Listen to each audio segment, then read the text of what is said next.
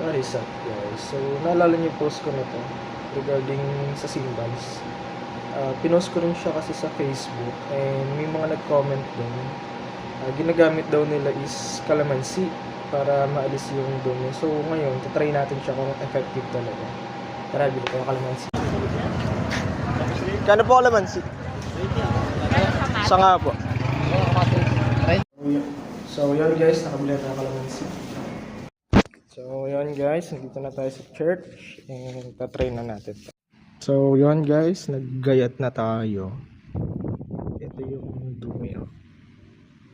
Sabi dun, i-direct lang daw siya ganyan. Apply lang siya direct is.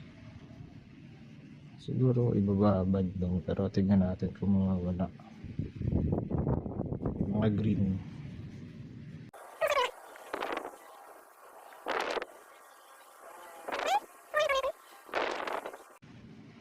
Try ko punasan.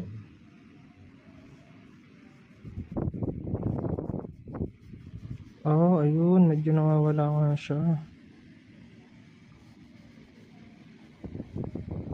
Ayun, nawala nga oh. Yung mga green. Ito, ano ito ah.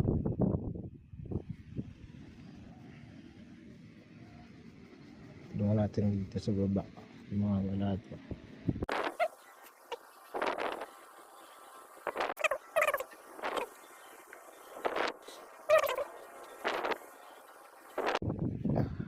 Yun, nag-improve siya. Medyo nawala na yung mga green, nandito na lang. Linisin ko lang ito, tapos check natin mamaya yung result. Ito guys, try natin dito. May mga green siya, hindi halata sa video. Pero may mga green.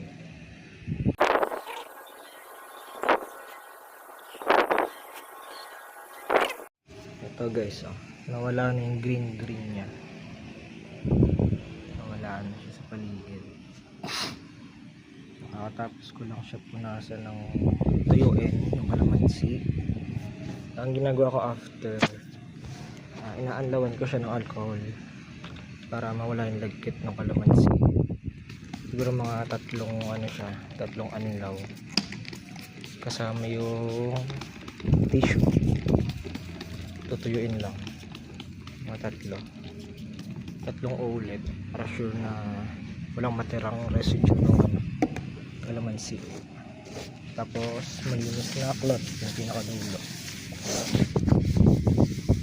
So yun lang guys, update ko ulit kayo mamaya.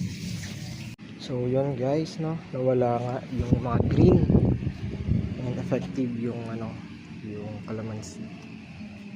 So yun, all set na ulit tayo. Kita pa yung mga kalat ko. So yan, okay na, malinis na, wala na siya mga green. Tsaka yung ilalim hindi lang kita eh.